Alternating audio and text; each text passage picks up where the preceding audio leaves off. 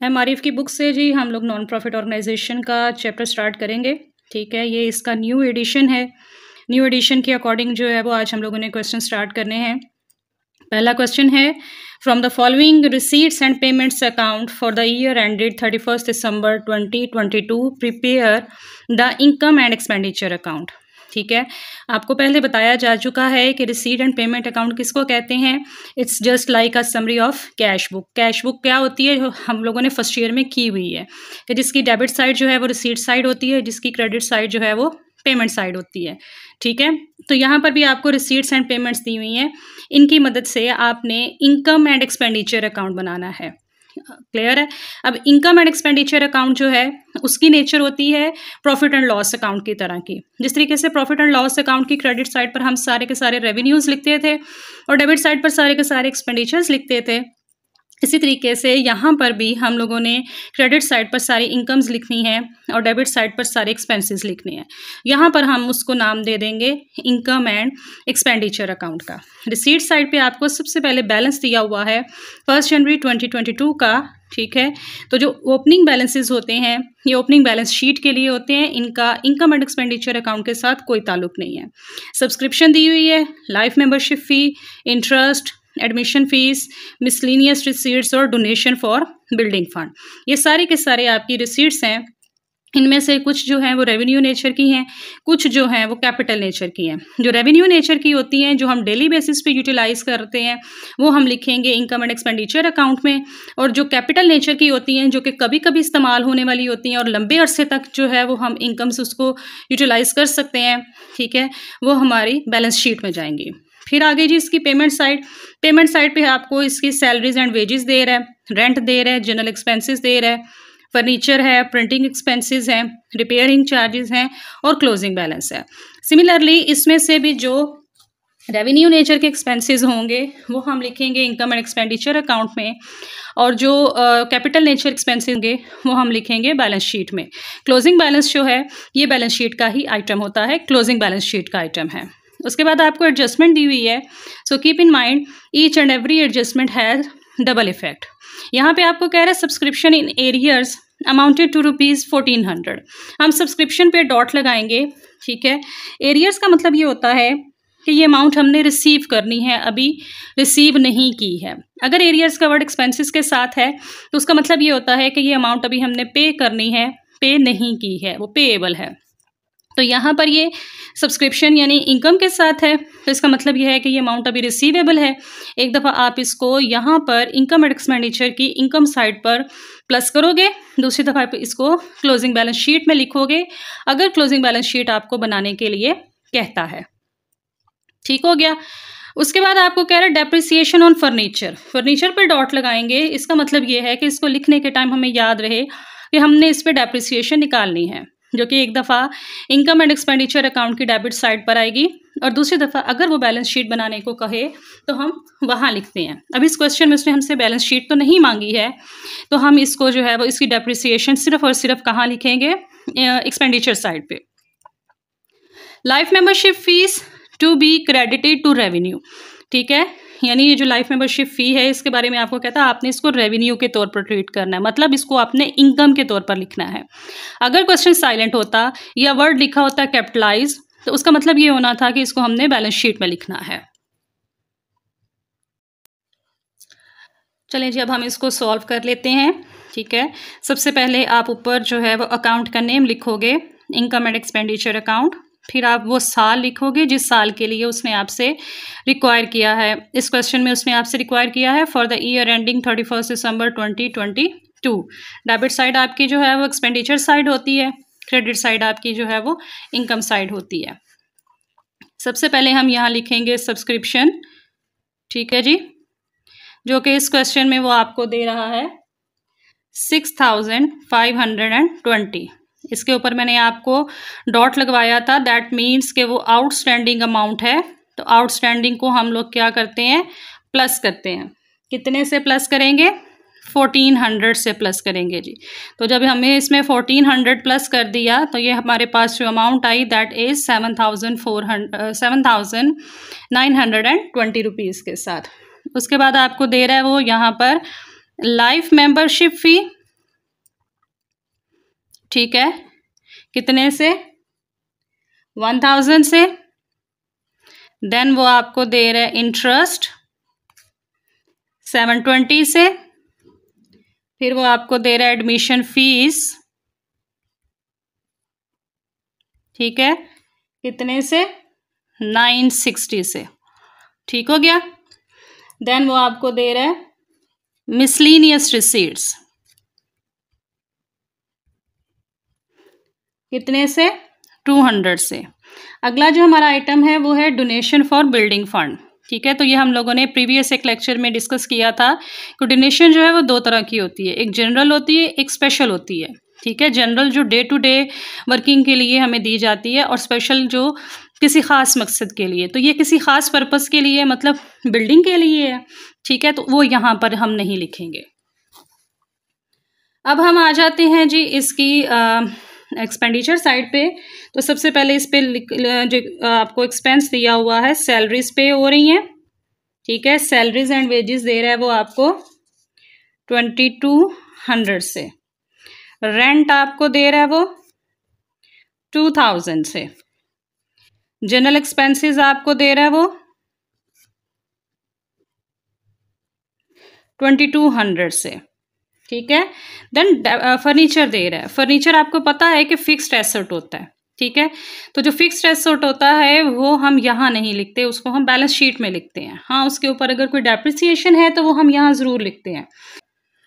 अच्छा जी, फर्नीचर जो है वो 3200 से है, उस पर हमने 10% डेप्रिसिएशन ली है, तो हमारे पास आ गया 320। ठीक है, प्रिंटिंग एक्सपेंसेस हैं 500 से, रिपेयरिंग चार्जेस हैं 600 से। ठीक है, हमने क्रेडिट साइड का टोटल किया 10,800 हमारे पास आ गया। उसमें से हमने डेबिट साइड माइनस की, तो जो बाकी अमाउंट आएगी वो हमारी क्या कहलाएगी? सरप्लस कहलाएगी। इनकम साइड ज़्यादा होगी तो सरप्लस होगा आंसर, और अगर एक्सपेंडिचर साइड ज़्यादा हुई तो जो आंसर आएगा वो इस साइड पे आएगा। ठीक है, उसको हम लोग क्या कहेंगे? डेफिसिट कहेंगे।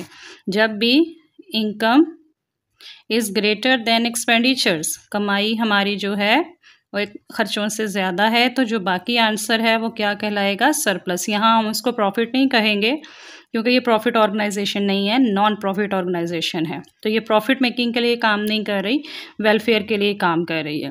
और अगर एक्सपेंडिचर्स हमारे ज़्यादा हैं किससे? इनकम से, तो जो आंसर हमारे पास आएगा वो क्या कहलाएगा? डेफिसिट कहलाएगा जी। ठीक हो गया। अच्छा जी, क्वेश्चन नंबर 2 है हमारे पास। कहता है the following is the receipt and payment account of young man society. इसमें आपको ऑर्गेनाइजेशन का नाम दे रहा है यंग मैन सोसाइटी के नाम से, for the year ending 31 December 2022। You are required to prepare income and expenditure account for the year ended 31 December 2022। अब यहाँ पर आपको वो ईयर दे रहा है 31 दिसंबर 2022 से, और मांग रहा है सिर्फ आपसे क्या? कि आपने सिर्फ जो है वो इनकम एंड एक्सपेंडिचर अकाउंट बनाना है। क्लियर है? रिसीट साइड दी हुई है, पेमेंट साइड दी हुई है। रिसीट साइड पे आपको कह रहा है कि बैलेंस दिया हुआ है ओपनिंग। ठीक है जी, ये बात पहले भी की है कि ओपनिंग बैलेंस जो होता है वो ओपनिंग बैलेंस शीट के लिए होता है, इसका इनकम एंड एक्सपेंडिचर अकाउंट से कोई ताल्लुक नहीं है। देन आपको दे रहा है entrance fee. Entrance fee by nature जो है वो रेवेन्यू आइटम है, इसलिए हम इसको इनकम साइड पर लिखेंगे। देन आपको दे रहा है डोनेशंस। डोनेशंस के साथ उसने कुछ नहीं मेंशन किया हुआ कि किसी खास बिल्डिंग के लिए है, क्लब के लिए, या किस चीज़ के लिए है। तो हम, और क्वेश्चन भी साइलेंट है, क्वेश्चन में भी कहीं पर भी उसने ये नहीं कहा हुआ कि हम इसको कैपिटलाइज करें या ना करें, तो हम इसको रेवेन्यू के तौर पर ही ट्रीट करेंगे, यानी हम इसको इनकम साइड पर ही लिखेंगे। सब्सक्रिप्शन दे रहा है 17,130 रुपीज़ के साथ, इनकम साइड पे आएगी। Interest on investment income side पे आएगी। Sale on furniture, sale of furniture कितने से है? 2000 से है। बिक कितने का है? 1370 रुपये का। इसका मतलब ये है कि कीमत ज़्यादा थी, बिक कम में रहा है, तो उसको फर्नीचर को सेल करने पे क्या हो रहा है? लॉस हो रहा है। तो लॉस हम हमेशा डेबिट साइड पर या एक्सपेंडिचर साइड पर लिखते हैं। ठीक है, तो ये एक्सपेंडिचर साइड पे आएगा, इनकम साइड पर नहीं आएगा, क्योंकि नुकसान हो रहा है। Sale of old paper, receipts from recreation, miscellaneous receipt आपकी इनकम्स हैं, इनकम साइड पे आएंगी। बुक आपका फिक्स्ड एसेट है, बैलेंस शीट में जाता है। प्रिंटिंग एंड स्टेशनरी, न्यूज़पेपर आपका जो है वो एक्सपेंडिचर है, एक्सपेंडिचर साइड पे आएगा। Sports of material purchase, sports material purchase मतलब ये आपका जो है एसेट है, ठीक है, बैलेंस शीट में जाएगा। हाँ, अगर इसके ऊपर कोई डेप्रिसिएशन है तो वो हम यहाँ लिखेंगे। रिपेयर्स जो है वो आपका एक्सपेंडिचर साइड पे आएगा। इन्वेस्टमेंट फर्नीचर आपका फिक्स्ड एसेट है, बैलेंस शीट में जाएगा। सैलरीज आपकी जो है वो एक्सपेंडिचर है, एक्सपेंडिचर साइड पे आएंगी। और बैलेंस दिया हुआ है, यानी कैश का क्लोजिंग बैलेंस दिया हुआ है, तो ये क्लोजिंग बैलेंस शीट में कैश इन हैंड के नाम से जाएगा। इसका इनकम एंड एक्सपेंडिचर अकाउंट पर कोई काम नहीं है। आपको कह रहे हैं sports material valued on 31 December at 8,000। यहाँ पर देखिए ख़रीदा कितने में था, 10,000 रुपये में।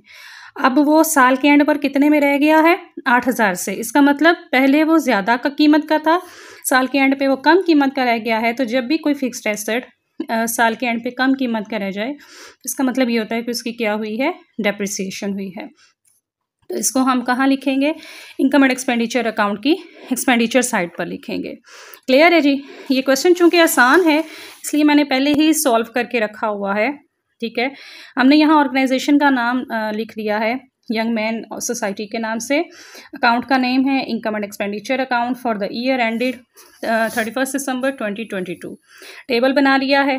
डेबिट साइड आपकी जो है वो एक्सपेंडिचर साइड है, क्रेडिट साइड आपकी क्या है, इनकम साइड है। सब्सक्रिप्शन लिख ली, इसके ऊपर कोई एडजस्टमेंट नहीं थी, सिंपली हमने इसकी अमाउंट लिख दी 17,130 से।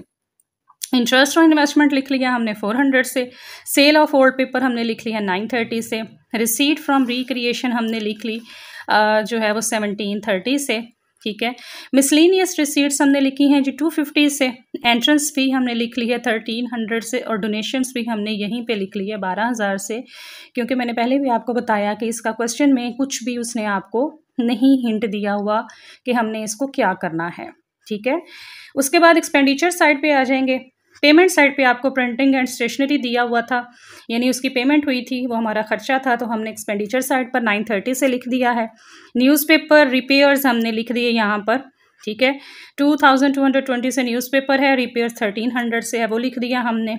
और जो मैंने आपको बताया था कि फर्नीचर सेल हुआ लेकिन सेल होने पे लॉस हुआ है, तो वो लॉस भी हमने यहाँ पर डेबिट साइड पर लिख लिया। 2,000 का फर्नीचर था, 1370 में बिका था, तो 630 रुपये का उसको क्या हुआ था, लॉस हुआ था। फिर डेप्रिसिएशन और स्पोर्ट्स मटेरियल भी हमने लिख लिया, ठीक है। जैसे कि हमने क्वेश्चन में देखा कि वो 10,000 का ख़रीदा गया था लेकिन साल के एंड पे कितने से रह गया था, 8,000 से, ठीक है। तो उसको 2,000 का क्या हुआ है, लॉस हुआ है। सैलरीज हमने लिख ली 3,000 से, ठीक है जी। अब इसको हम लोग जो है वो इसकी इनकम साइड का टोटल करेंगे और फिर 1 बाय 1 हर एक जो है वो फिगर को हम उसमें से माइनस करेंगे। अगर तो आंसर आपका प्लस में आ गया, जैसे कि इस क्वेश्चन में आ रहा है 23,660 से, तो इसका मतलब ये है कि ये आपका सरप्लस है। अगेन कहूँगी ये आपका प्रॉफिट नहीं है, ये आपका सरप्लस है, ठीक है। जायद अमाउंट है। किसकी जायद अमाउंट है, खर्चे से हमारी जो कमाई है वो ज़्यादा हो रही है, वो हमने यहाँ लिखा है जी, ठीक है जी। आई होप आपको आज के दोनों क्वेश्चंस जो हैं वो समझ आए होंगे। अगर आपको समझ आ गए हैं तो आप जो है वो चैनल को सब्सक्राइब ज़रूर कीजिएगा और वीडियो को लाइक ज़रूर कीजिएगा और कमेंट में बताइएगा कि आपको कहाँ पे प्रॉब्लम फेस करनी पड़ रही है या आपको क्वेश्चन की समझ आ गई है जी।